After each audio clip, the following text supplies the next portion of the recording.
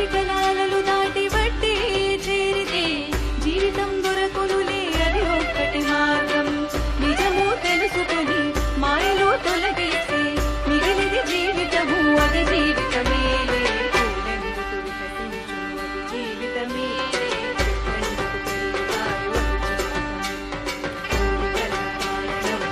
జీవితమేలే మనసులో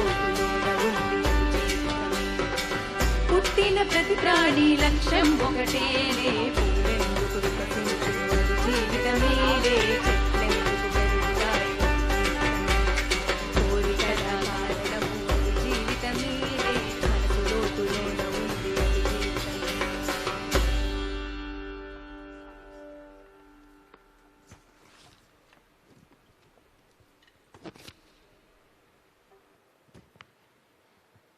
Namaskaram. Welcome to Sadhguru and Rakul Preet Singh. Good evening once again, ladies and gentlemen, and Pillalu, if there are any. In Conversation with the Mystic is an exclusive series of interactive episodes where eminent personalities from various walks of life explore a range of subjects with Sadhguru. From the economics to the political, from cultural to the environmental, some of these sessions have been free willingly and some of them have been focused on a particular topic. Today, we have pleasure of listening to the beautiful Rakul Preet Singh in Conversation with Sadhguru. And needless to say, beauty with brains is our Rakul Preet Singh. Yes, she is one of the leading actresses of South India, especially loved by Telugu people. And she has predominantly given a lot of blockbusters in Telugu film industry. So thank you, Rakul Preet, for being with us. We all love you. She is just a perfect example of not only an actress, but also an entrepreneur. She has stepped into business by starting 18 fitness studios, including one in Vizag. So that shows when she'll come in, I'll ask her first thing is, when can I join the gym? So she is not only that, the Women Development and Child Welfare Department of State of Telangana recently announced her as the brand ambassador of Beti Bachao, Beti Padhao campaign.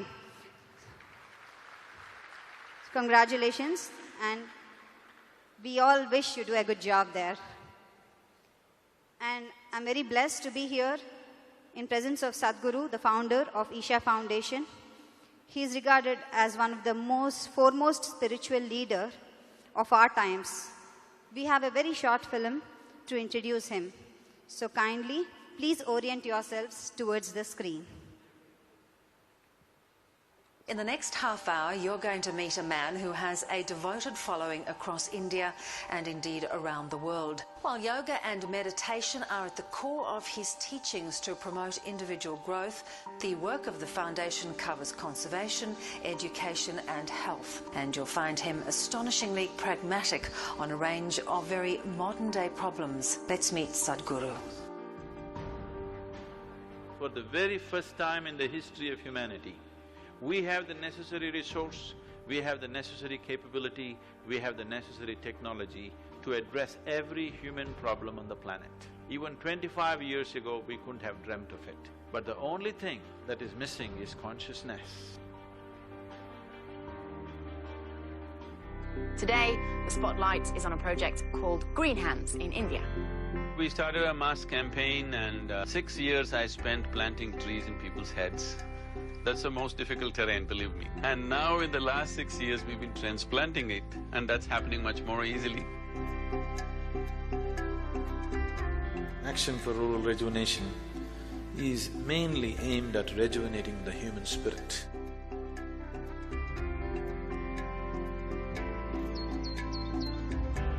English and computer skills are very essential to make these children come out of the hopeless economic and social pit they are in. If you could first tell our viewers, what is the idea behind it? Initiative, insight, which is more specific towards entrepreneurs. Whatever the nature of your business, ultimately, it is all about human well-being.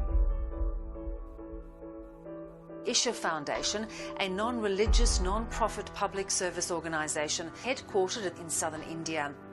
Sadhguru has established Isha Institute of Inner Sciences in North America as a space for inner transformation and complete well-being.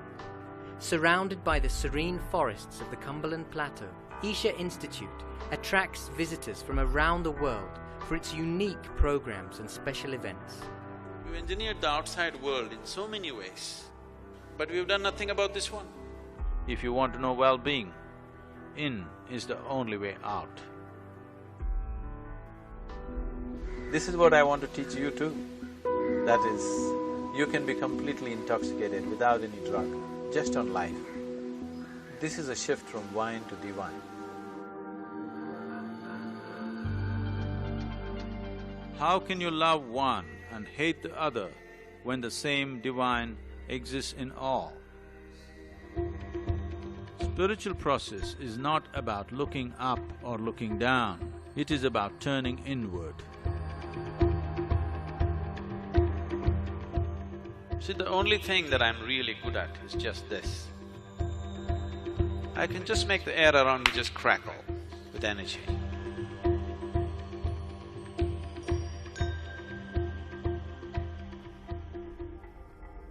Adi Yogi is the source of yoga, the first yogi.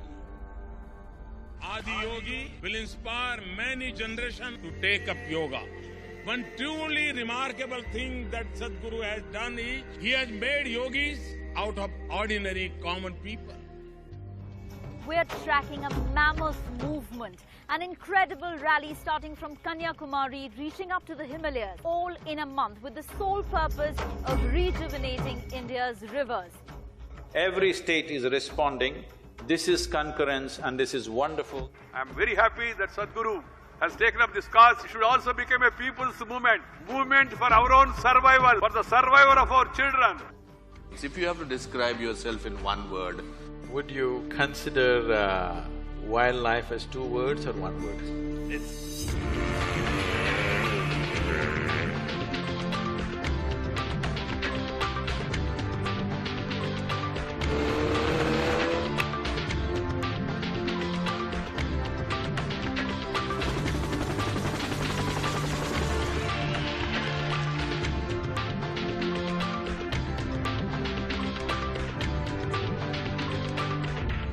President Pranab Mukherjee felicitating his Sadhguru for all his spiritual contribution.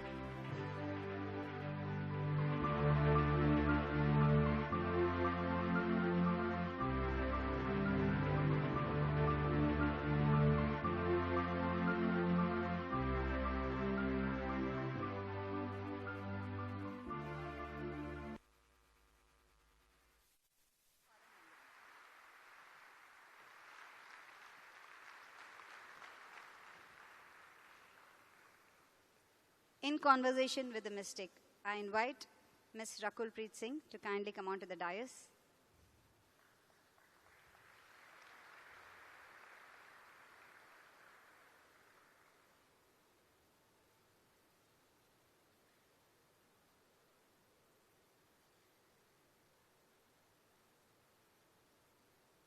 And now I invite Sadhguru Garu onto the dais.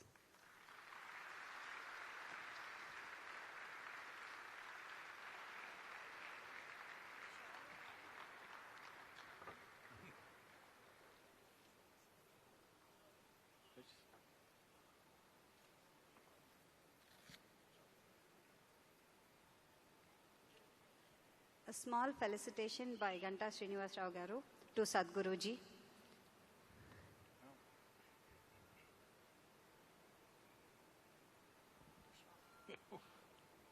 I'm already fully…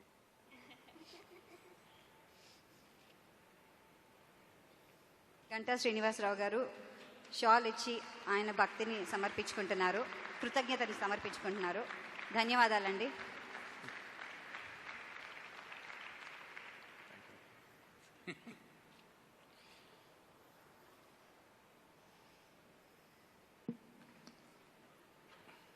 Thank you. It's okay. Do 1 minute.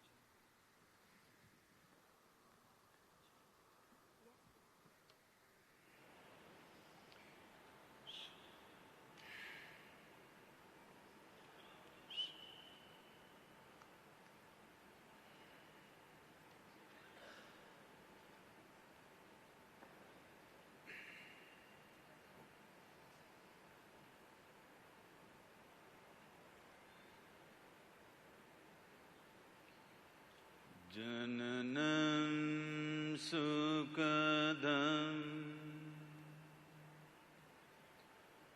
maranam karunam milanam maduram smaranam karunam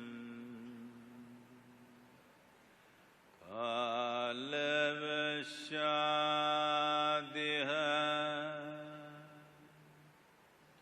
sakalam karunam samayadipate akilam karunam.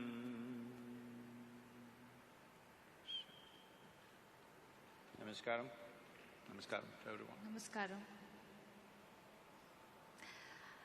Firstly, it's an honor, Sadhguru, to be sitting here in front of you and being able to have a conversation with you. So thank you so much for this opportunity, and good evening to one and all here. I have to admit that this is the first time I feel stage fear. I've never been camera conscious. I've never had stage fear, even in school. But I was just hoping that I don't get over mesmerized and just don't forget the things that I have in my... I'll be looking away. Yes, please. and the questions that I have in my mind. So, shall we begin? Yes, ma'am. So, I was told that my topic or what we talk about is mission life today. And when I think of life, the first thing that comes to my mind is that life begins right in the womb of the mother, right? And each one of us takes birth in different kind of families, some poor, some very rich families. And they say that it's your past life that determines that. So what is that? What is your view on past life? And is it possible for every person to kind of get to know what their past was?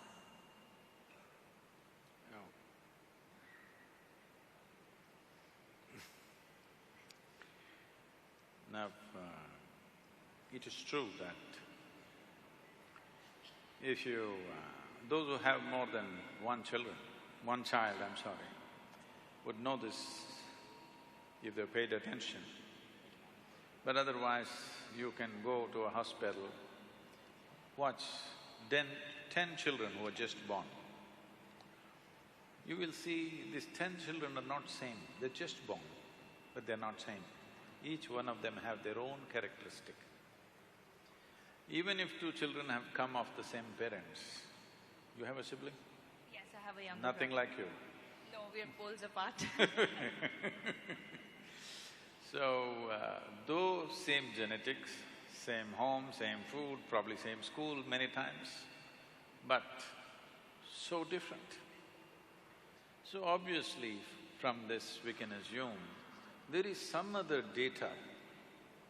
Though genetic data is same, atmosphere is same, everything else, all the inputs are same, but there is some other data which is making you so different from your sibling, which is in every home, it is true. Very rare that 2 siblings are of similar nature. So obviously there is some other information which is making one person so different from the other. See, what makes you very different from another person is essentially what you remember, isn't it? Suppose I wiped out your memory and I wiped out another person's memory totally, both of them would act about similar. Only because you have a memory, it is so different. Now when we say memory, what you know as conscious memory is only a very small part of the memory. Do you remember how your great-great-great-great-great-grandmother looked like? No. Her nose is sitting on your face though, isn't it? Your body remembers. This body remembers so much that you cannot even imagine, that much it remembers. So you can say this is just genetic. It is not just genetic. There are 8 forms of memory. These 8 forms of memory in the yogic way of looking at things, we say this is elemental memory, atomic memory, karmic memory, genetic memory, and articulate memory, inarticulate memory, and conscious and unconscious levels of memory. So 8 forms of memory. You are normally conscious of only an extremely small part of your memory. How your forefathers were 1,000,000 years ago, still even your skin remembers what should be the tone, isn't it? Nothing forgotten. So there is a tremendous amount of memory here. So what you're calling as karma, what you're calling as past life, there is memory. Past life is memory, isn't it? Right now, what happened yesterday is only in your memory, it's not hanging anywhere here. So, does life go beyond the birth of this body? Definitely it does, but I don't want you to believe such things. Because the moment you believe such things, you start imagining things.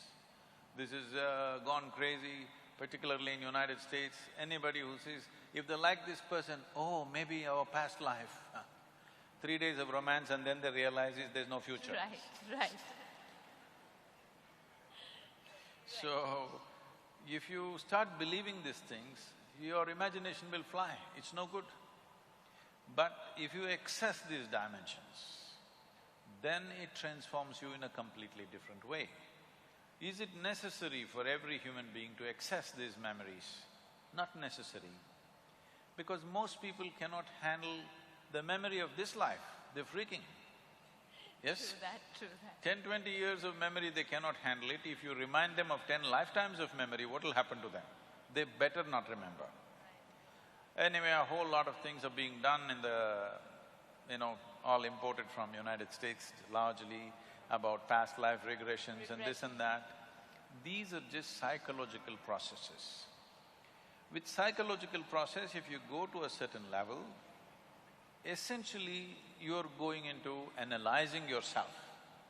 With this analysis, you could come to some conclusion, some imagery, whatever. Through psychological processes, you can never, ever break through the barrier of memory which separates you from one life to another. Something deeper than your psychological structure has to be activated for you to know that. Is it possible? Yes, it is possible. But what is the purpose? Now, there are some people on purpose now, it's said, I don't know how much or to what extent it's right, that certain people have patterns in their life, of say failure on work front, or be it relationships, or just they're lucky with certain things, unlucky, and then they're directed towards a direction that maybe, you've got some thing from your past life hanging on, and that's why they go into regression to kind of clear out those layers and auras is what I've heard. So how much is that true? See, essentially what you're saying is certain things going wrong in this life means you're in some way incapable of handling this life. Now I will hand you one more lifetime to you, will you handle it properly? No, that's definitely not the reason why you go there. Sometimes for spiritual reasons, to enhance certain dimensions, we do break through those things, but that is not at all needed for most people because their lives will get totally disturbed by this. I'm just saying, for example, it so happened, let's say you're walking on the street and I'm just making this frivolous, okay? You're walking on the street and you saw a street dog and you remembered, oh, this was my brother in my past life. And you ran after the street dog, but the dog doesn't remember. You know what'll happen. So you should not believe these things. But does it exist? Definitely it exists. So the attitude that you must take is you do not believe these things, but you do not disbelieve these things. You don't mind. You clearly understand life is much more than what you think. So there could be any number of possibilities. If you want to explore, if you're interested, I can give you a method how to explore. But just believing something, because somebody says in your past life you were this, you were that, this will only destroy the present life, because you will go from reality to hallucination. But as long as it's just to get an idea, just for fun, inquisitiveness sake, then it's fine. No, it can get you into serious trouble. Right. But then you do agree that there are soul connections, like the souls remain the same around. I mean, that's what I've heard, that people say that your family or your near and dear ones… Which one are you talking about, the right one or the left one? The souls? Yeah. Well, both. They were together in the past life. So I'm talking about both together. So you already found your soulmate, huh? Right. I think only in my slippers I found my soulmate. So does that happen? Like they say that your friends or your families or, you know, from your past lives to now, they remain the same, or the souls around you are the same, or maybe in form of your friends.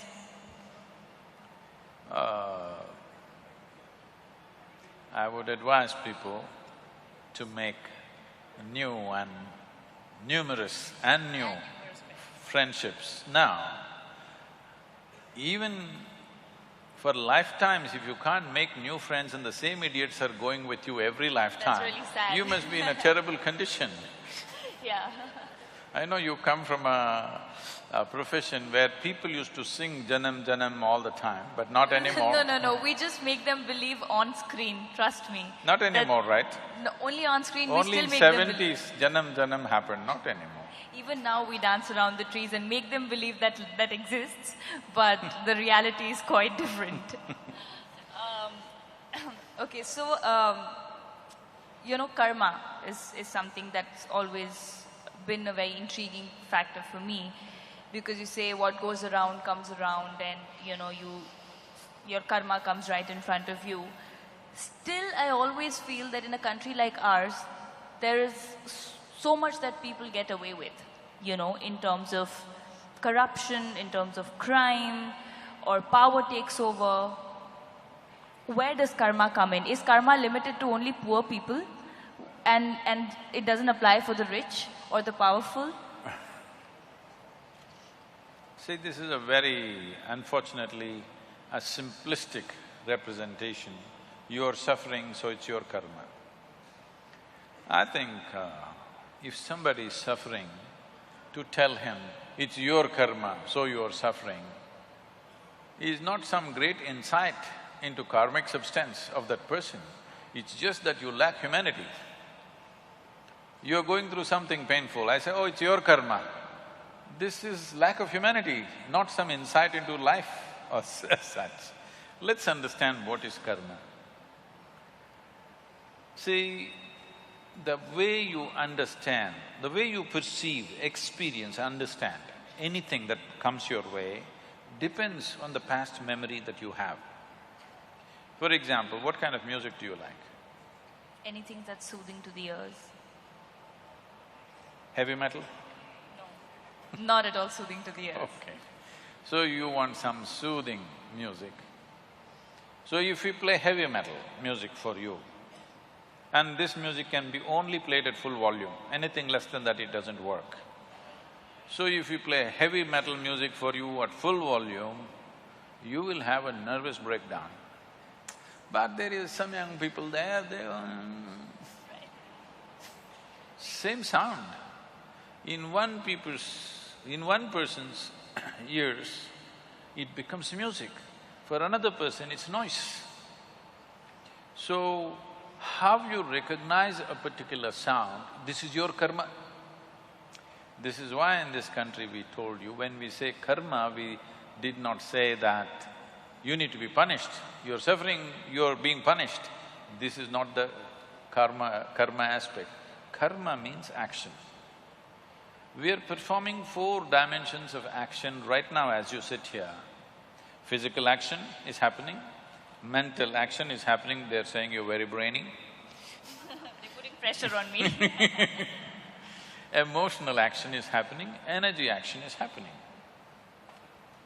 These 4 dimensions of activity, today, from the moment you woke up till this moment, how much of these 4 karmas are you conscious? I guess, the physical karma, because your physical action and the mental action? To what extent are you conscious? Don't calculate, I'm telling you, it's well below 1%. I'm sure. I'm sure. So, when only 1% of your activity is conscious, your life is accidental, that's what it means. Let's say you drive on the street. You drive for 10 minutes. On the Visakhapatnam streets, they're not too bad. They're very good. Roads are good and traffic is better than most of the places. In this city, you drive for 10 minutes and for only 1% of the time you keep your eyes open, rest of the time you drive with your eyes closed. It's accident, not accidental. No, sometimes people are compassionate, they may make way for you. So, it's not accidental, it's an accident, it's going to be a crash. 100%. Yes. So that is what is happening with life. This is why so much stress, so much fear, because largely it is happening unconsciously. What you're doing, what your body is doing, what your energies are doing, what your thought is doing, emotion is doing, very small speck people are conscious of, rest is unconscious. If you increase the size of what is conscious, suddenly it feels like everything is in your hands. If you can consciously conduct your body in every way, 15 to 20% of your life and destiny will be in your hands. If you can consciously conduct the thought process, 40 to 50%, along with thought, emotion also, if you conduct it consciously, anywhere between 40 to 70% of your life and destiny will be in your hands. If you can conduct your very life energies consciously, 100% of your life and destiny will happen the way you want it.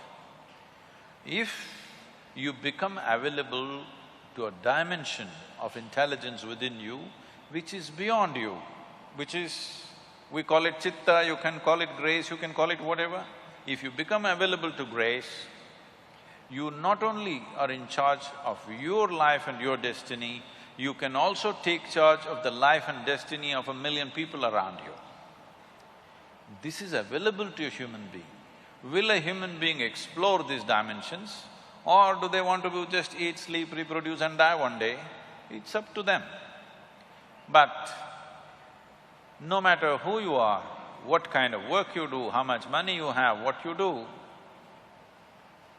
you can try to forget it, but mortality is hanging in your face, isn't it? Most people don't get it unless a doctor gives them a terrible diagnosis or they get very old. But isn't it true, as you inhale and exhale, if the next inhalation doesn't come in, you're gone, poof. So fragile this life is.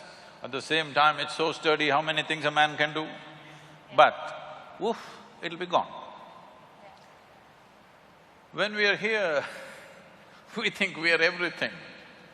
What we don't understand is, as you sit here right now, countless number of people have walked and sat on this planet like you and me. Where are they? All topsoil. So we're mere particles which Yes, will just… unless… this will also become topsoil, unless somebody chooses to bury you real deep, fearing you may rise from the dead. You know, there have been instances. Yeah. Can I tell you a joke? Sorry? Can I tell you a joke? Yes, please. This happened. There was a couple in Texas, over 70 years of age. It was their 40th wedding anniversary also. They've been always wanting to go to the Holy Land of the Jerusalem. But being in business, children, this, that, they never made it. Over 70 years of age, now they got the opportunity. Both of them went. They were overwhelmed by the whole situation there. They walked the streets, they walked in the street where Jesus is supposed to have walked. You know, Jerusalem reeks of history. Every stone, every cobblestone reeks of history. Then they went to that place where Jesus is supposed to have walked upon water. They were completely overwhelmed, thoroughly enjoying their trip, but unfortunately, the lady had a heart attack and she died. You know, it happens. Then he was making preparations to take the body back to Texas. Then the local people approached and said, see, this is not a bad thing. Your wife has died in the Holy Land. This is the place to die. So there is no need to go to Texas, and above all, it costs you $18,000 to transport your wife's body to Texas. We will do it here. $18,000 plus local charges there.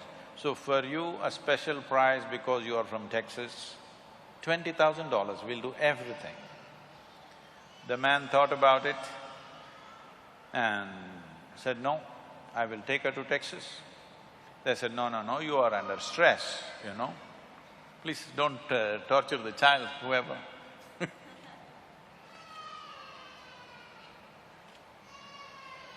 He's just started his life, he doesn't want to know about past life and or too much karma.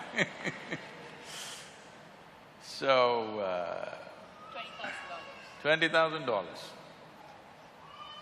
Then they said, you are under stress, you are not able to think clearly, we will give you a discount, $15,000. Let's do it. The man thought about it and said, no, I will take her to Texas. They said, no, no, no, you are under duress, you're not able to see things clearly. What is the point? This is the place to die, Jerusalem, this is the Holy Land, she wanted to come here and she died here. This is where it must happen. You are under deep stress, so because of your distress and suffering, we will give you a super discount, $10,000, let's do it. You know, this is Jerusalem, you can bargain. Yeah. The man thought about it and he said, no, I'm taking her to Texas. Then they said, why? It doesn't make sense.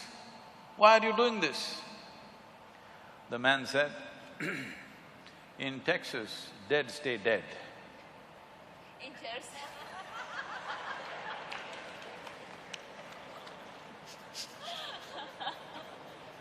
Well, he didn't want to risk it. So, we are sitting here right now. We will fall dead and become part of this earth.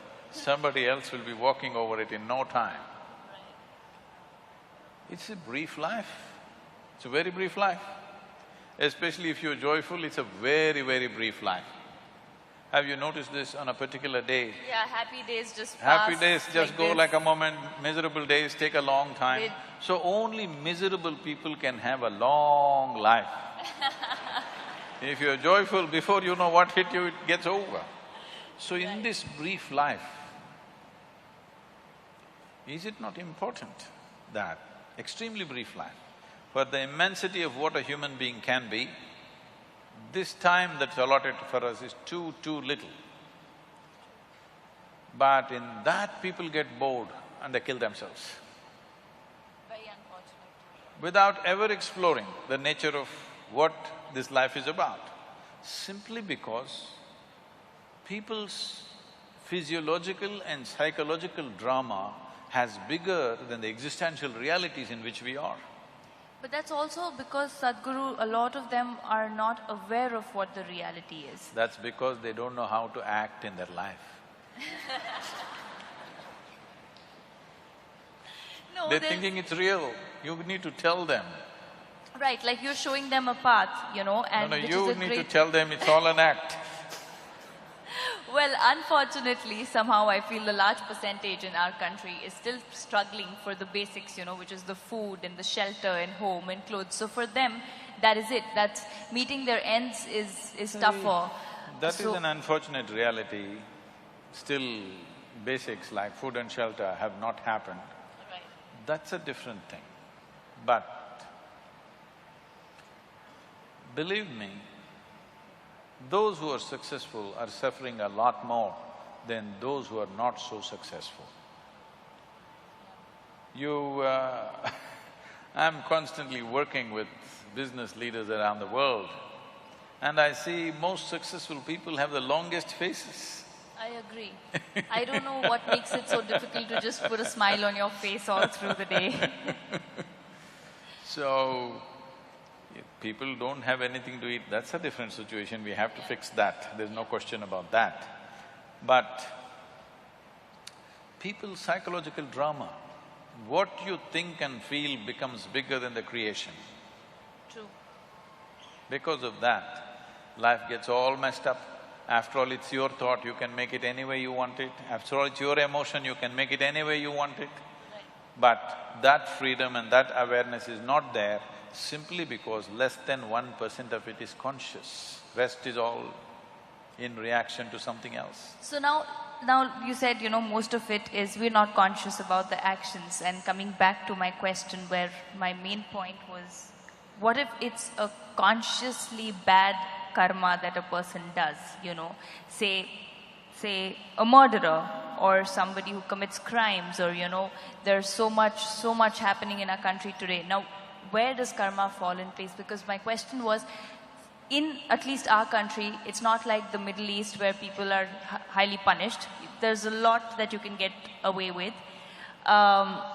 Because a lot of times, just the way they're living itself is a punishment. So, we don't think we have to punish them further.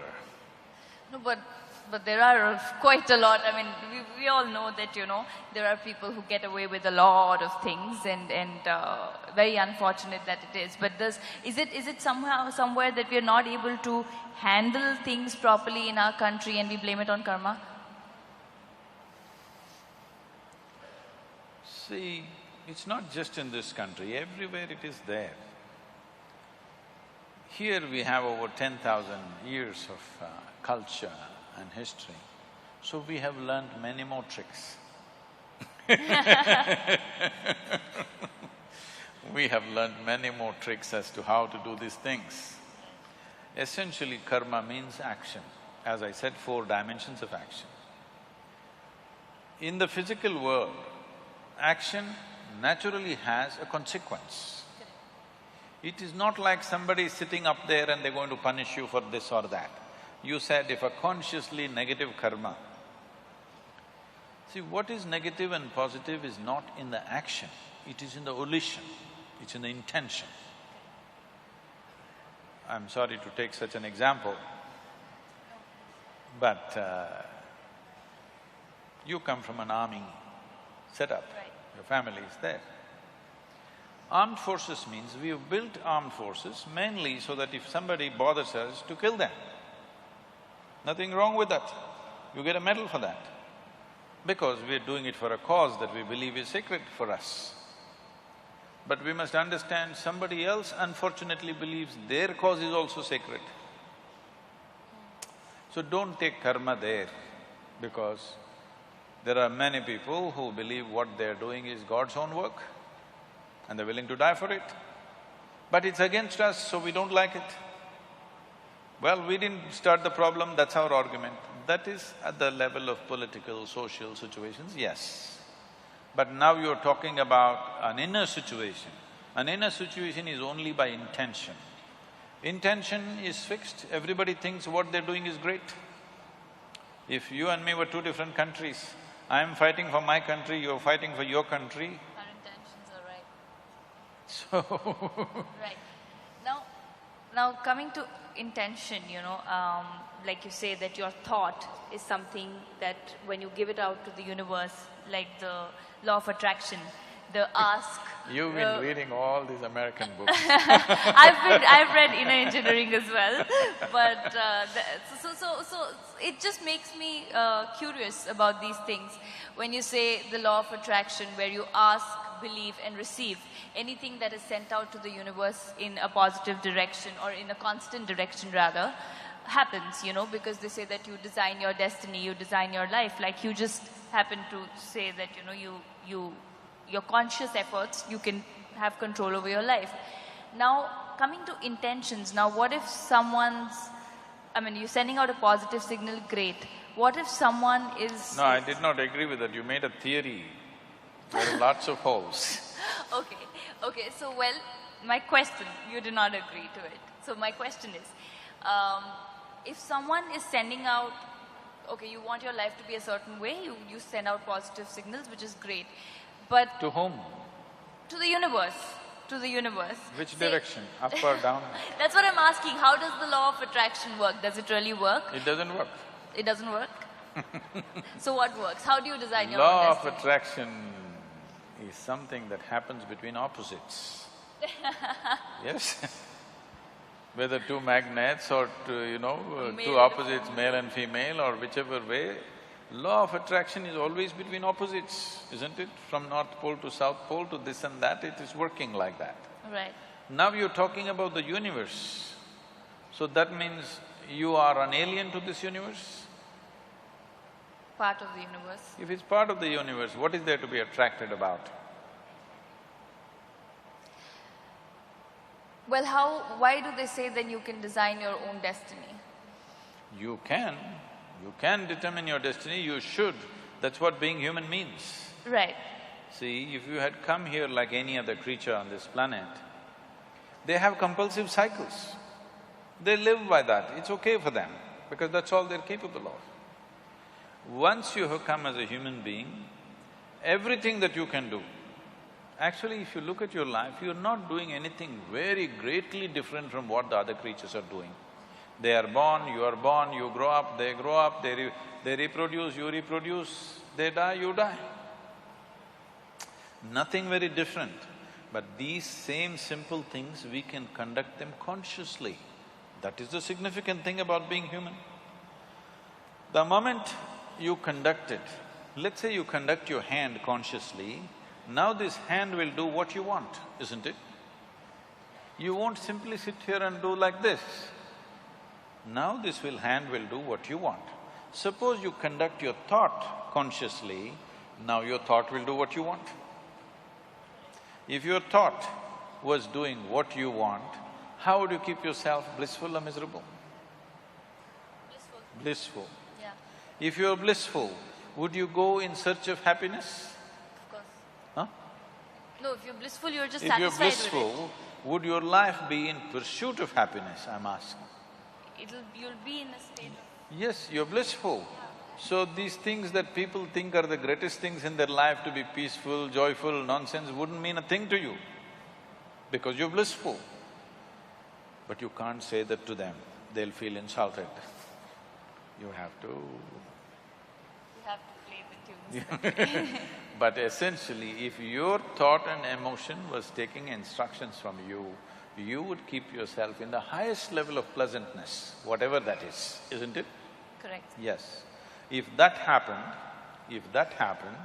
your entire life process will come to an ease, total ease. Right now this is because you're a crouching tiger. You have to go get something, always. There is nothing to get. If you sit here, your life is complete. Now it's at ease, total ease. When it's in this kind of ease, it will become perceptive. Now, just pursuing a profession, making money, or even being joyful, or being loving, or falling in love, nothing means anything to you, because just sitting here, the highest level of pleasantness is happening to you. So what would you do with that life? Naturally, you would explore something that is not in your perception right now. This is how spiritual process begins. This is how you take charge of your life. Now you wish for something, it happened. I want you to know this. For most people, at least 50% of what they wish happens. It is just that they are focusing on a few things that did not happen. If you want to be fair, in a reasonably well-settled society, 90% of what they wish happens. It is the 10% they're complaining about. Yeah. Hello? Isn't it so? Yeah. 90% of your life is happening the way you want it. The 10% you're cribbing, you're never enjoying the 90% because this 10% did not happen the way you want it. Yeah. So already, to a large extent, you're in control of your destiny. a little is going off, but that little can bother you. It's like you drove 100 kilometers properly. Let's say you have to drive 100 kilometers. 90 kilometers you went properly where you want to go. At the 91st kilometer you crashed. Still it's not good, isn't it? Yeah. So that's why they're complaining. I'm not saying they're complaining for nothing. Because at 90 kilometers everything went well, just before reaching something crashed. So they still suffer for that. Now, right now this is because situations are happening around us. Not all situations will ever happen the way we want it. Because situation is not just me. Situation is so many people involved, so many forces involved. All of them need not happen my way. But if I'm happening my way, I'm blissful, okay? Whether the golf ball flies straight or goes into the mountains, I'm still blissful. Right. As long as you're playing golf. Even if I'm not playing. Right. So now coming to this, now as long as things happen your way and you're on your own path and you're blissful and positive… No. I'm not saying as long as things happen your way, you will be blissful. If you're blissful, it doesn't matter which way it happens. Right. Whichever way it happens, you're blissful. Right. See, this is essentially, the world has put cart before the horse. You tell me, it is easier to take charge of yourself or it's easier to take charge of all these people? It's tougher to take charge of yourself, Oh, you can take charge of these people, try. No, because people… No, because why I'm saying that is because people don't realize that they need to take charge of themselves and are out there to take charge of societies and communities and people and trying to change others. No, right now, you're sitting here. To myself. Is it easier to take charge of yourself or take charge of all these people? Myself. Yourself. You must first do that, no? What is simple and easy? If you take charge of yourself, let us see how much we can get cooperation from these people. Now, when you say you're in pursuit of happiness, what this means is, you want all of them to function the way you want. Then you will be happy. No, when we say, if this happens, I will be happy, if that happens, I will be happy, what it means is, the world should function, the universe should respond your way. That's not what I'm saying. No, I don't believe in that because that's trying to put conditionality into everything that, this is how it should function according to me. What I was saying was that, say, okay, for example, a very basic example of somebody wants to be an actor or somebody wants to be a cricketer, and I'm taking a very basic example of what you want to do in life. And you work… Let's say it did not happen. It did not happen means what? People did not like your acting, or the selectors did not like your cricket, something happened. Right. So what you want did not happen. Can you still sit here blissfully? That's a question. Not a lot of people. That is why I'm saying, what you're trying to do is, when you say, everybody should like what I'm doing, in some way you have to take charge of their minds, that's what you're doing. In some way, through your cinema or whatever, in some way you're taking charge of their mind and doing what appeals to them, and that's why it's working, isn't it? Otherwise it won't be working. Right. So, which is easier, taking charge of this or taking charge of them? This. If you take charge of this, now you are not in pursuit of your happiness, you are not tense about anything, there is no, sword hanging on your head, you will do everything to the fullest, to the hilt, because you don't care what happens. Whatever happens, you'll be still fine, this much you know. Now you will naturally do everything wonderfully well because there's absolutely no concern, because you're not a vested interest anymore. You will do what is needed without any effort. So, what somebody thinks is a great circus and a feat, you will do it joyfully, playfully. Right.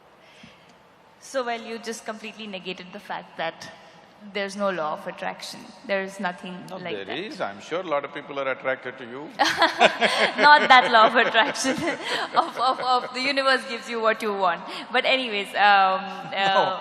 Where is the universe, I'm asking? Right, we are a part of the universe. When Adi Yogi was asked by the 7 sages, who are today known as the Saptarishis, they asked, Where does the universe begin? Where does it end? How big is it? What is it? So he laughed and said, I can pack your entire cosmos into your mustard seed. That's a very efficient packing, isn't it? Very, very. So, because what you think is time and space is because of the nature of your mind. What is there, if you transcend the limitations of your own logical mind, what is there is here, what is here is there, what is then is now, what is now is then. Everything, time and space gets all mixed up in your perception. Right. So, when this happens, now you won't be talking to the universe. Those who are not on talking terms with their neighbors talk to the universe. Right. Now, say, you know, in today's competitive world, or where people really think that you need to there's cutthroat competition and you're working towards it, and then there's negativity, and say if someone is, for example, I'll take an example of myself. I believe in completely just working towards your goal and being positive about it and not looking around on what's happening or what people are doing. So my question is that there's a certain positive energy that you are surrounded with.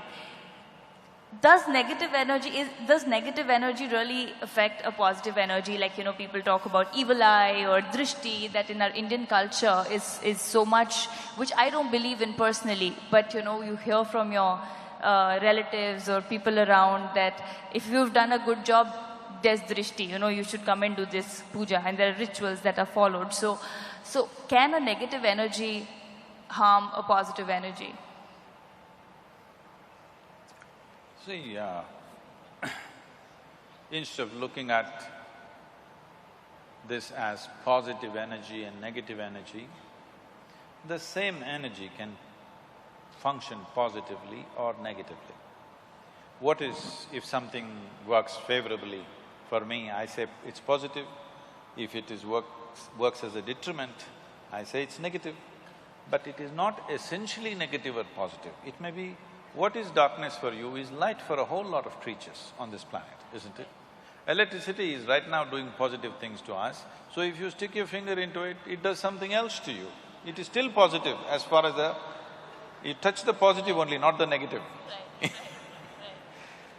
So, what it does is simply dependent upon variety of things, the way it arranges itself. So, is there something like you are surrounded by some negativity which affects your body, mind, energy, everything? Yes, there is. This is something, just 3-4 days ago, they were giving me the studies they have done. In our yoga center, we have a rejuvenation center. We have what is called as Klesha Nashana Kriya. Sorry, what is it called? Klesha Nashana Kriya, that means a kriya which destroys impurities. To put it simply, few of them knew what to do, maybe previous generation knew, gradually they just started doing like this. But if you observe a person and do it in the right way, it does certain things, so we have a whole scientific process. How to do this, just the same thing. See, today let's say you're very exhausted or rejuvenates you Yes, completely. rejuvenates you in some sense. So this is a water wash. Similarly, we can do wind wash, we can do fire wash, we can do substance wash, like with grains and other things we can do. So what this is like a fire wash, but it needs to be done in a certain way. Water can touch our body, water can touch our skin, there's no problem. Fire cannot touch your skin, it needs to be done in a certain way. They gave me the study report which is amazing. There is a record of children who have come with this ADD and these kind of problems. 21 Klesha Nashanas, they're completely free of medication and fine. No medicine, no any kind of treatment, nothing. Just fire wash 21 times in 21 days and they come out clean and no medication, nothing, they're fine after that. There are any number of records. I was just looking at this 4 days ago and it's amazing. But this, all our grandmothers wanted to do. They did not just do. I remember many times, when I came home from outside somewhere as a little kid, my mother would look at me and say, I think you need drishti, we must take. I said, come on, rubbish, I don't want any drishti. But she wouldn't let me, she would make… I would be running around, still she would be doing something. I don't know whether it worked or not, I was too whatever mentally, too against all those things. But today there is proper record of what it does to people, tremendous things it's doing to people. So that means it does exist. It does, I mean there's no question about it. It does. The question is, do you know how to do it properly? We're thinking of… looking at this, I spoke to the people who are doing it and said, we must give large-scale training to people. We must even produce videos and put it out so that everybody knows how to do it in their homes. Because this is such a simple thing that anybody can do at home and it has tremendous impact. So that means it's that simple for someone to just put drishti on someone and then they suffer? Like, say in terms of ailment or like they saying take off drishti, say suppose I don't believe in it at all. And I believe, like same, like you said, your mother would run around you and you didn't believe in it, I don't believe in it, and I feel that if you're a good person, these things can't harm you. If you're doing your things the right way, how can someone… I want you to know, a lot of good people go through works in this world. Sorry, go through? A lot of good people go through terrible works in this world. Yeah. This is not a movie, this is real life, where a lot of good people suffer like hell, isn't it? Right. This brings to the first thing, that means good things don't always happen to good people. Oh, not at all. Because… Unfortunate. I must tell you this. A lady was driving in Minnesota. She had a flat tire. And she got out. She had never handled a flat tire. Have you ever? No. No? No. Once when my driver was with me, so I was… I was okay. So, she had never handled it. She was in a party clothes with high heels. She struggled, she put the jack lifted. She was terrified because she had parked in front of a mental asylum and there were all kinds of strange sounds coming from inside. So with great nervousness, she somehow took out the wheel, unbolted, took out the wheel, then she got the heavy, the spare tire, she got it out of the car with great difficulty carrying. She had put the 4 nuts in a hubcap. These days there are no hubcaps, they used to be hubcaps. And tottering around on her high heels, she stepped on the hubcap. And these 4 nuts flew in 4 different directions. Now she did not know what to do, no nuts, how to fix the wheel. She just stood there dejected. Then from the 3rd floor of the mental asylum, a young man who was there called her, "Hey lady." She looked up terrified. He said, "See, take out one nut from the other 3 wheels and fix this wheel. With this you can easily drive to the next gas station and there you can fix it up." She did just that. Then she looked up at him in gratitude and she said, "You are such a smart young man. Why are you in this place?" He said, "I may be crazy, I'm not stupid." So, people may be good, but they're stupid. Stupidity, you pay. Stupid means just this. There are many levels of stupidity, but the worst kind of stupidity is just this. Your own thought and your own emotion doesn't take instructions from you. Tell me, it's your choice. You can either label yourself crazy or stupid. Your own thought. See, if it so happens, my hand starts slapping me. Somebody comes to do something to me, I can take care of it. If my hand starts slapping me, what is the solution? Nothing, you're just crazy. Yes, you get slapped all the time.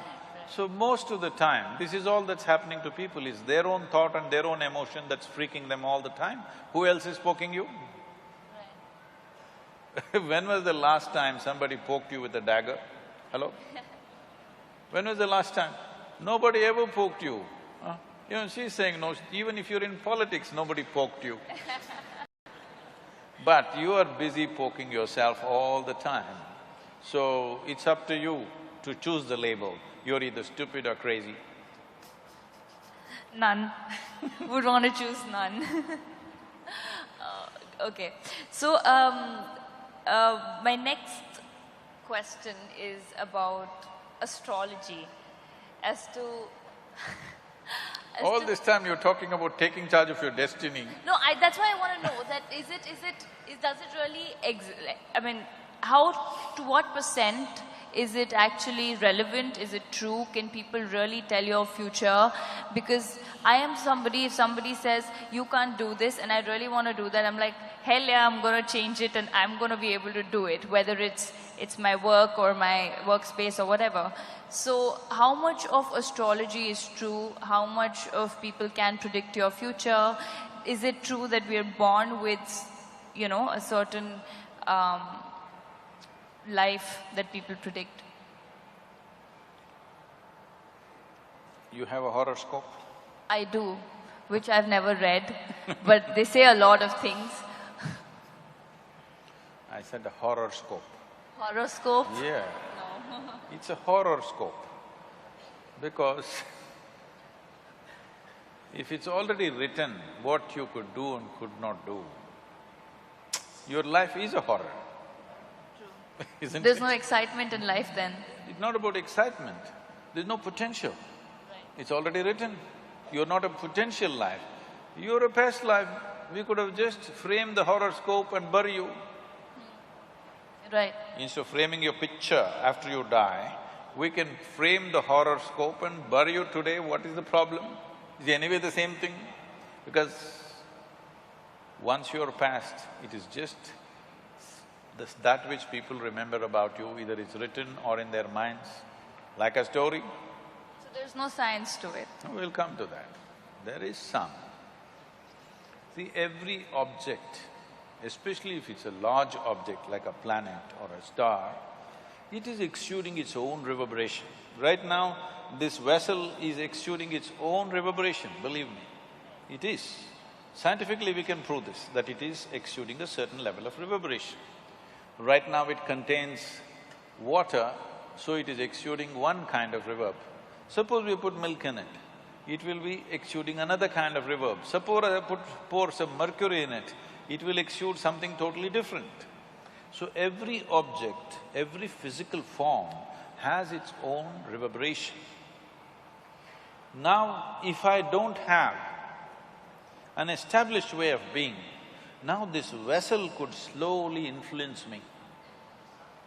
To such an extent, many people, they touch a vessel and after that they can't keep it down.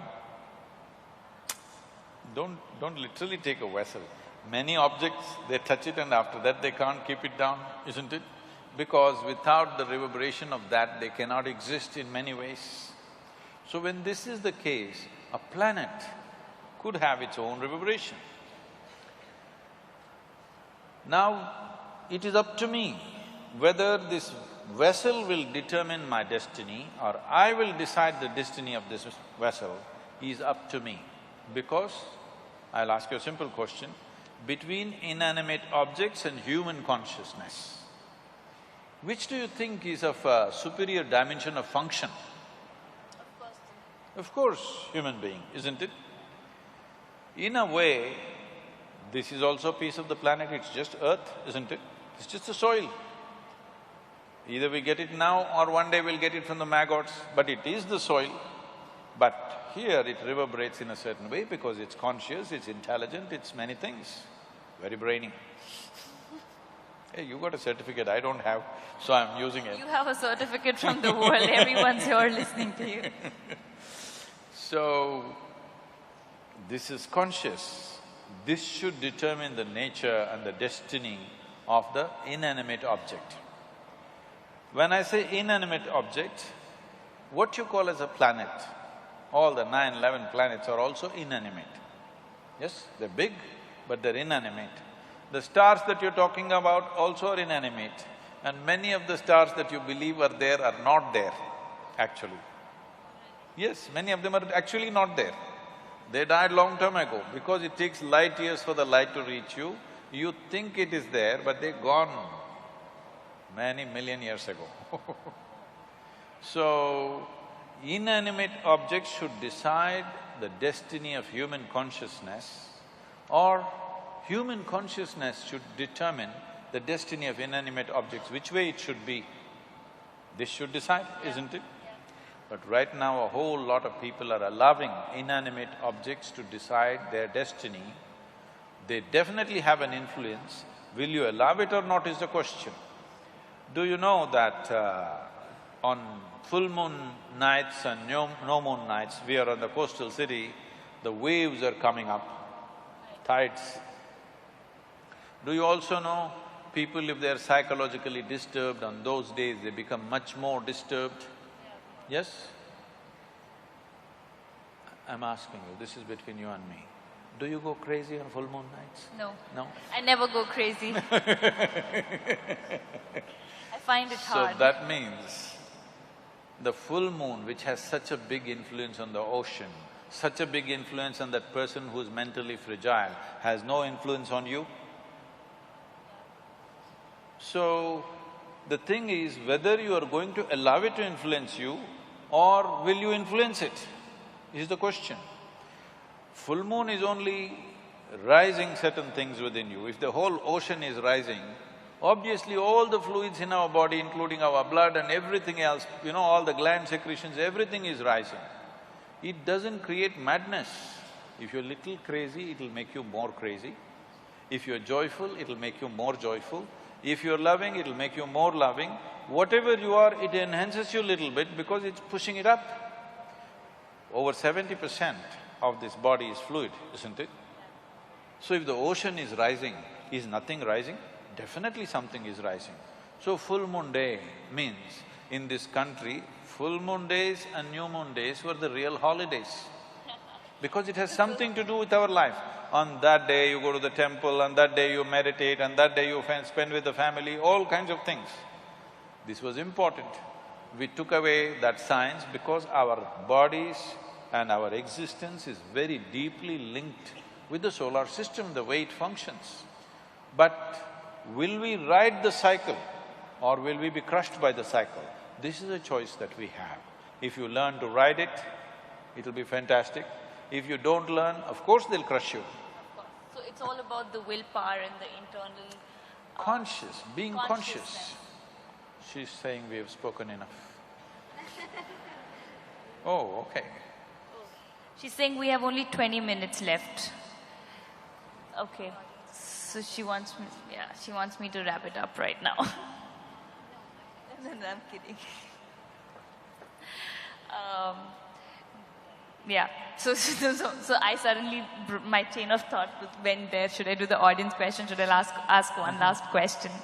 But my last question, Sadhguru, would be, whenever anyone talking to you or listening to your speeches or following you, or me for example also, feels that life is really simple, and it's beautiful and it's full of love everywhere. We are love, things around us exude love, things around us have life.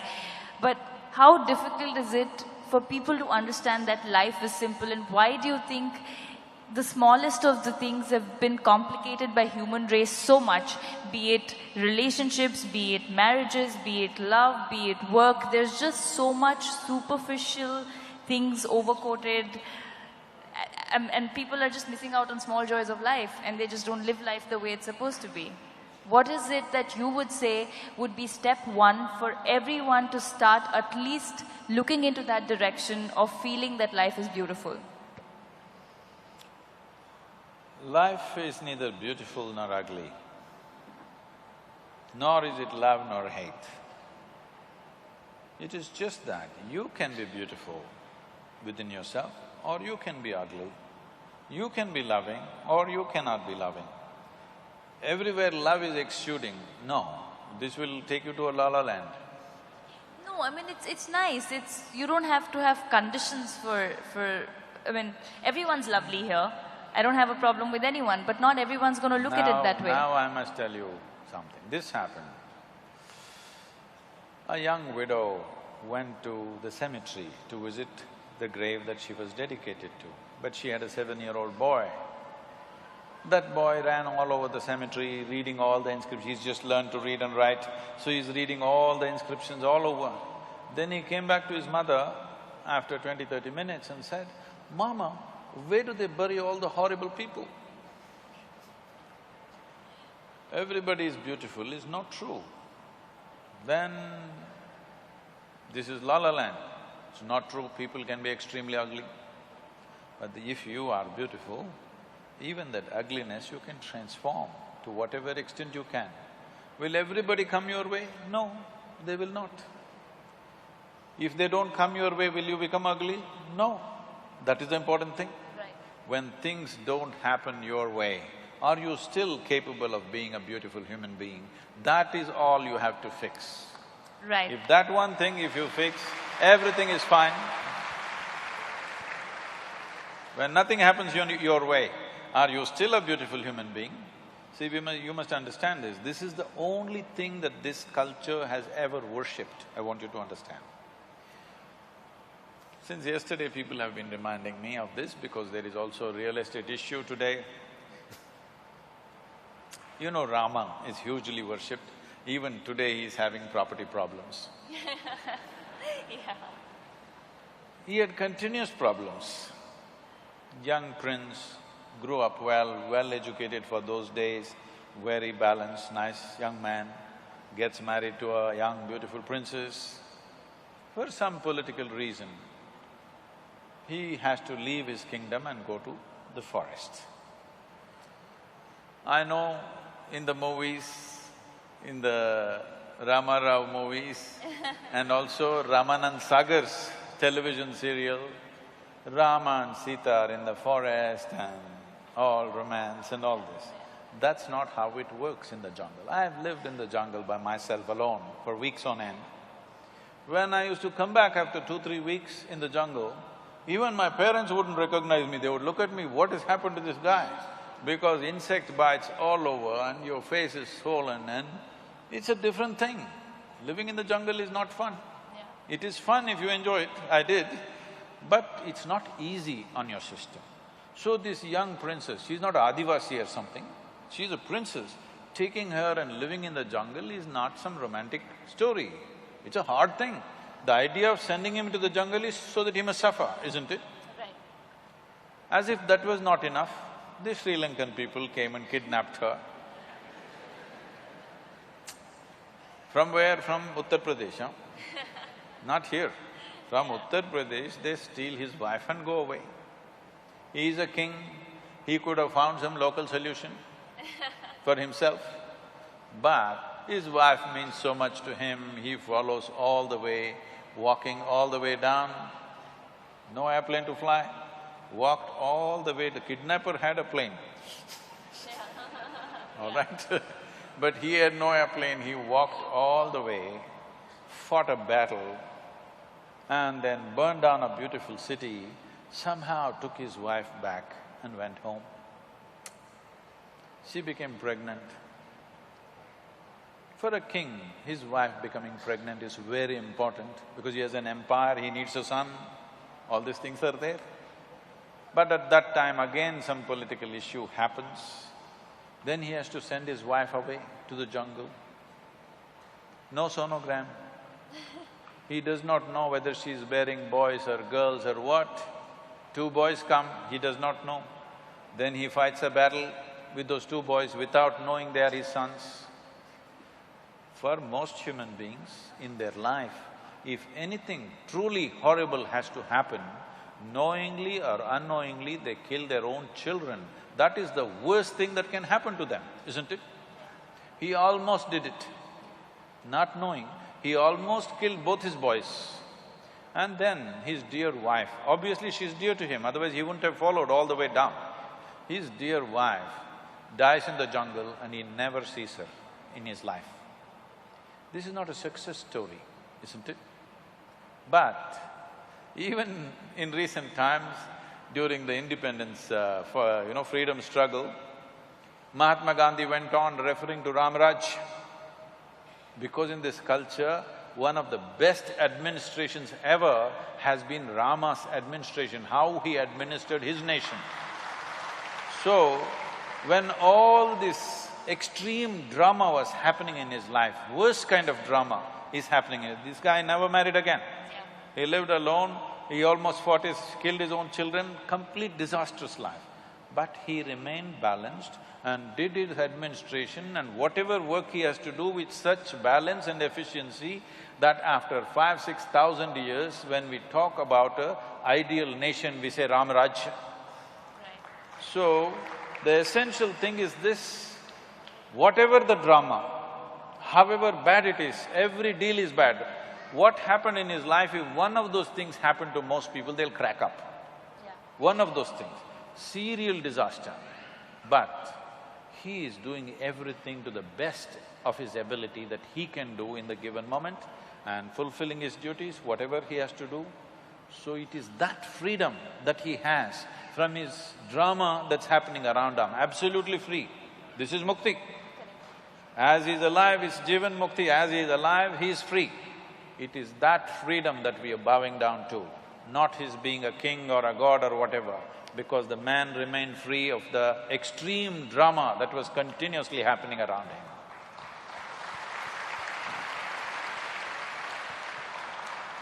And now we can take questions from the audience. You're in the movies, but I have more drama going around me all the time. We only act that there's drama on screen. Yes. There's someone there. No, there's someone standing there. He raised his hand. Do we send a mic there?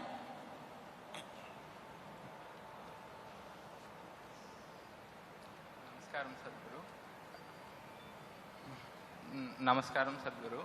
I have a question. Before the question… Can't hear. Okay. Before the question, I have to share my experience for a minute. No, just stick to the question. There's very little time. Okay, fine.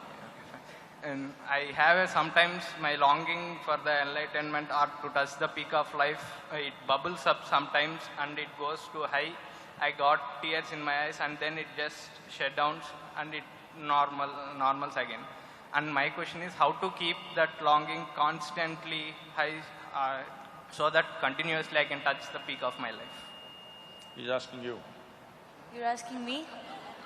You're asking… I was trying to… The audio is not that clear. He's asking you, obviously. Oh.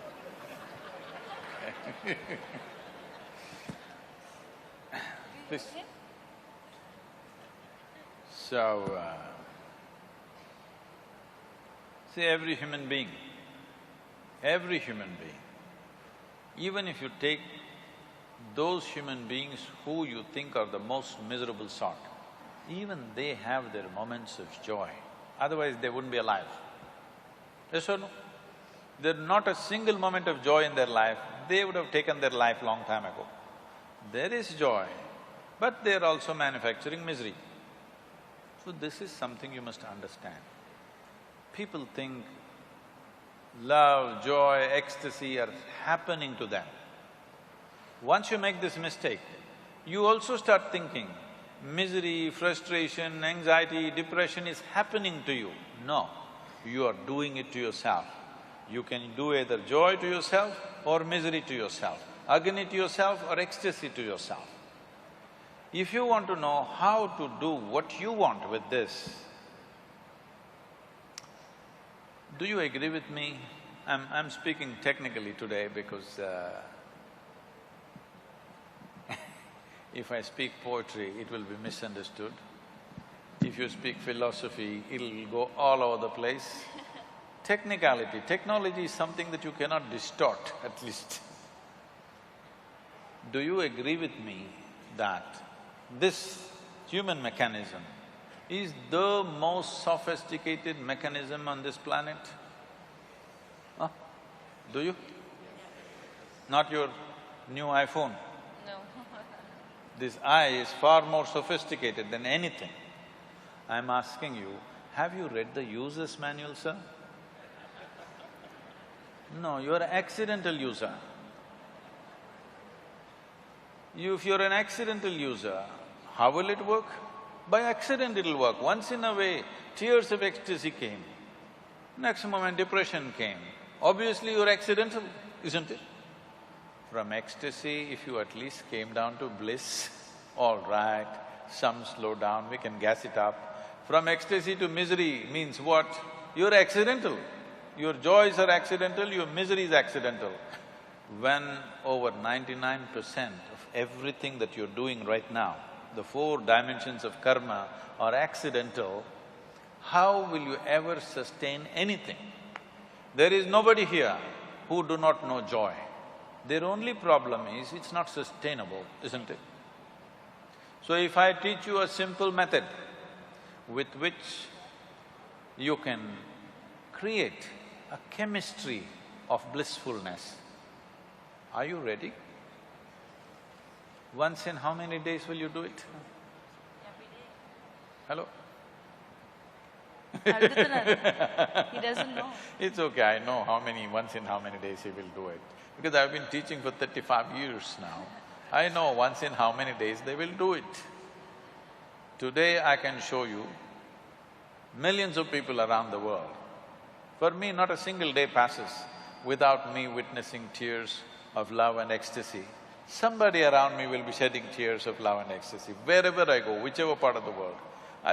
The first time I went to Moscow, when I get down at the airport, a bunch of people are standing there with all tears. I said, when did this happen to the Russians? I never came here. I said, no, Sadhguru, we've been watching your videos and they don't understand English.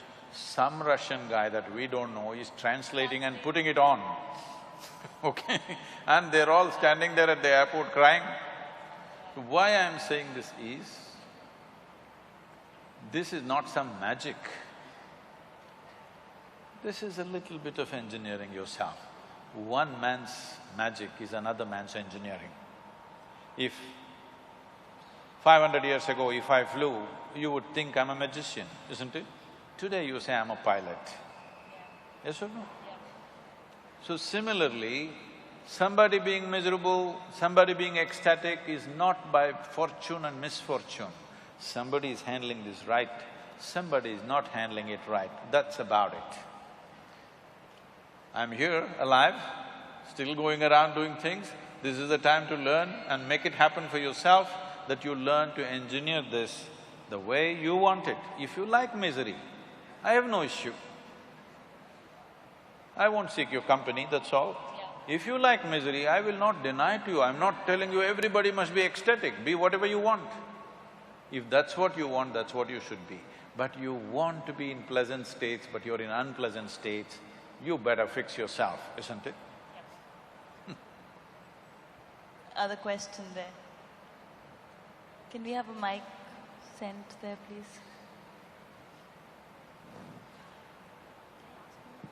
Oh, Mystic One, what is your take on time travel?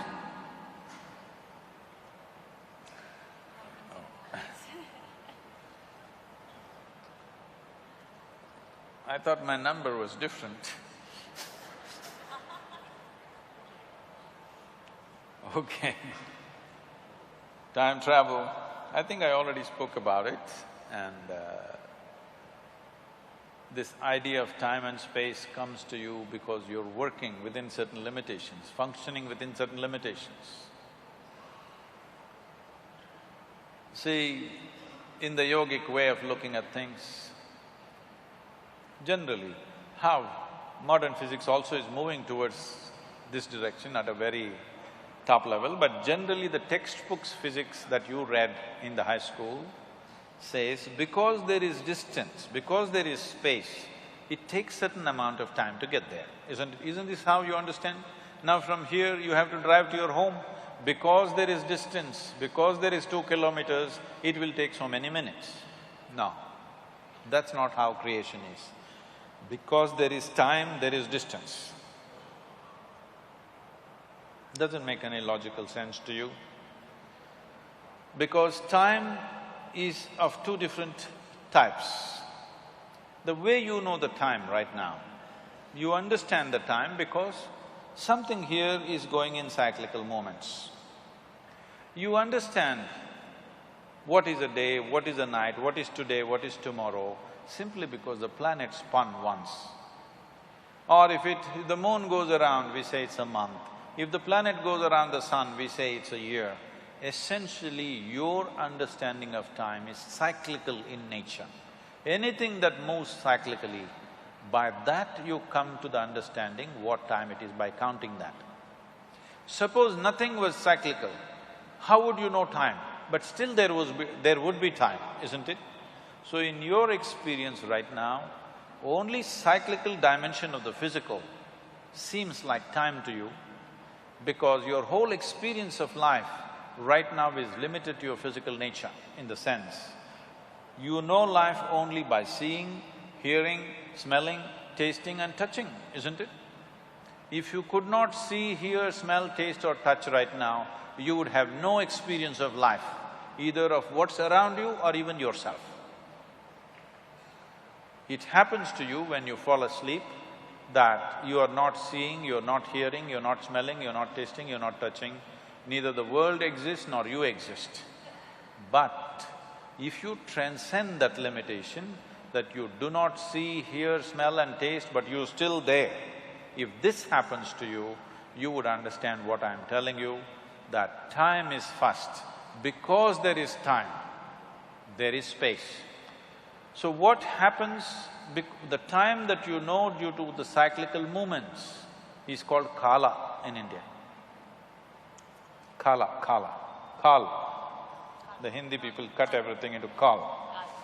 It's kala or kalam. So what is kala? Also means darkness. Space is always dark, isn't it?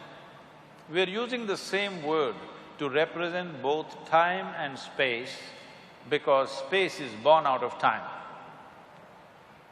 And you understand time only because of the cyclical nature. But if you know time, which is beyond cyclical movements of whatever, physical entities, then we say you know Mahakala, a greater time which is not of cyclical nature. So if you touch this dimension called Mahakal or Mahakala, in Tamil we are Mahakalam, if you touch that dimension, then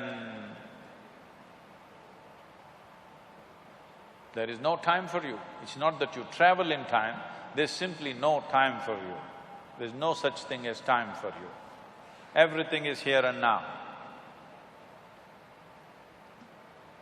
Any other questions? I think. This is the last question. Get this lady, one of the girls too. Okay. Who do we take? You pick. It's up to you. Hello, Sadhguru. Hello, where? Oh, somebody. Here, straight to you. Oh, there, right there. Yeah. So, good evening. How are you? Right side, Sadhguru. There, standing, third row. Okay. From the One bottom. with Okay. You just have to wave your hand, then we will figure out. I did raise my hand. No, that's fine. Hi. Yeah. All right. So, Sadhguru, my question is to you, is dharma definite? If it is not, does it make an individual opportunist? Well, we went from karma to dharma now. See, the problem with this country is,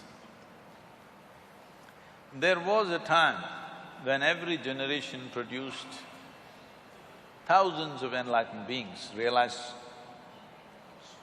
beings, sages and seers and mystics were all over the place. So, the vocabulary of the most profound became vocabulary of daily usage also. Because of this, people are always throwing these words around, mukti, moksha, prarabdha, karma, dharma, this one, that one, everything, without understanding the full depth of what they're uttering. Simply, loosely it is being thrown around. Now the same words are being picked up by the West. Karma, dharma, everything is becoming part of English lexicon. So, when we say dharma, we are talking about… the word dharma literally means law, not religion. So we said, You have definitely heard, even in the political circles, they've been using Raj Dharma, this Dharma, that Dharma. There's a Dharma for the husband, Dharma for the children, Dharma for the wife, Dharma for the Raja, Dharma for the Praja. They're just talking about unwritten laws that all of us should follow for conducive function of a society. And Atma Dharma, they said, dharma are the laws which govern our inner nature. So these are laws, these are not morals, these are not ethics, these are laws. When we say a law, we're talking about… in science we're using this word law. That is the appropriate way of dharma. Now the dharma is, if I take this flower, though it is a flower, light and beautiful, if I drop it, it'll only go down. This is the law of gravity. We can say this is the dharma of this bhumi, that if you drop something, it'll go only down, it'll not go up. This is the bhumi dharma. So they spoke in their own language of the time. So dharma essentially meant a law, not some kind of a policy or religion or anything else. Today slowly it's become like this, dharma means it's becoming a religion. When we said Sanatana Dharma, we are talking about eternal laws. If you say eternal law, obviously these are laws not about physical nature, but about inner nature. So the laws that govern our inner nature are eternal laws. It can't be yours or mine, it is the nature of the universe. It is the nature of the life that is here. It is not that it belongs to any one community or the other, it is the very nature of life and existence. So, if you are in tune with the laws, you will fly. If you are not in tune with the laws, you will get stuck. A simple thing. Right now, this is being taught to everybody in the management schools, everywhere, in the homes also, you must make your mark in the world. Then the planet will be all dented by the time you leave. With the kind of population we have, for sure. Yes. You must leave your footprint and go. You must understand those who leave footprints shall never fly in their life. This is the law. We'll leave it here.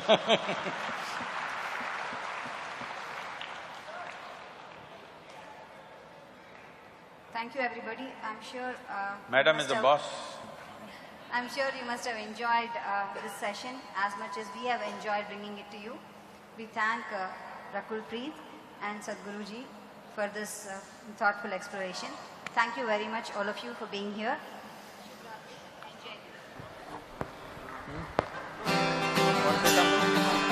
Want to say something?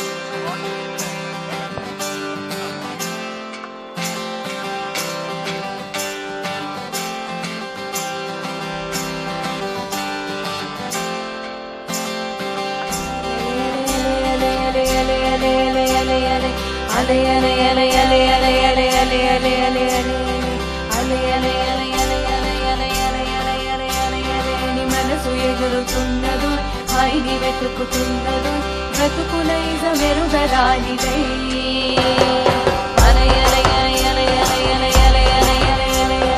మనసు ఎగురుతున్నదు హాయిని వెతుకుతున్నదు బ్రతుకులైజ మెరుగరానిదై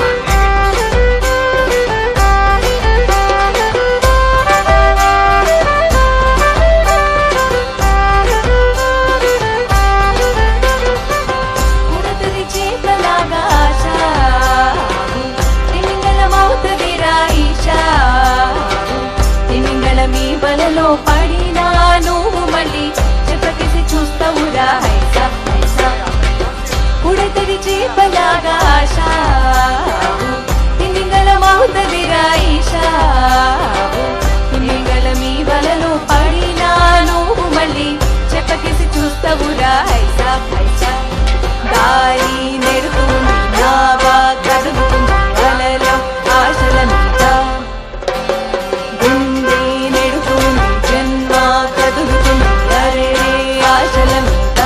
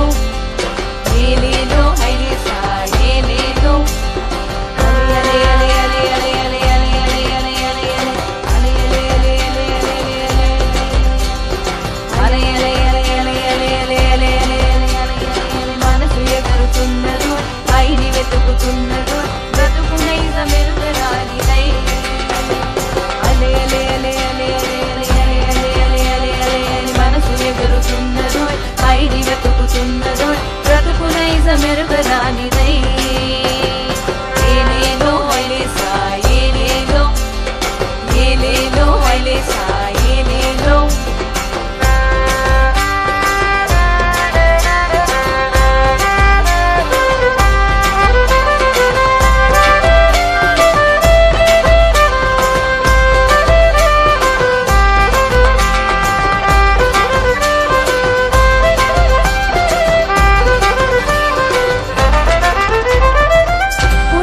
చేపలాగా ఆశ తిమింగళమవుతదిరా ఈశా తిమింగళ మీ వలలో పడినా నువ్వు మళ్ళీ చెప్పకేసి చూస్తావురా ఐసా ఉడతది చేపలాగా ఆశ తిమింగళమవుతదిరా ఈశా తిమింగళ మీ వలలో పడినా నువ్వు మళ్ళీ చెప్పకేసి చూస్తావురా ఐసా